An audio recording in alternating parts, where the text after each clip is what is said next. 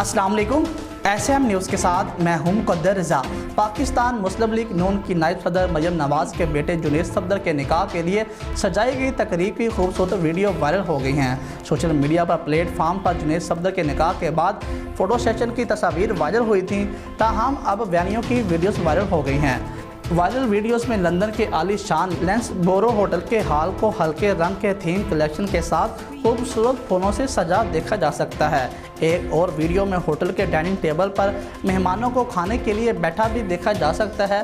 वाज़िया रहे कि लैंसबोरो होटल को चंद साल कबल लंदन का महंगा तरीन होटल भी करार दिया जा चुका है।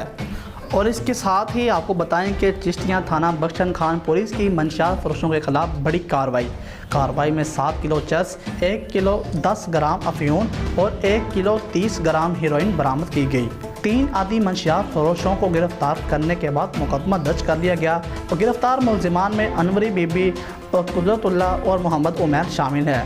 मंशियात फरोश हमारे नौजवान नस्ल को नशे की सूरत में जहर सप्लाई कर रहे हैं। शहरियों के जानो माल के तहफ़्फ़ुज़ और जुराइम पेशा अनासर की सरकोबी के लिए ज़िले भर में इसी तर्ज की कार्रवाइयाँ जारी रहेंगी।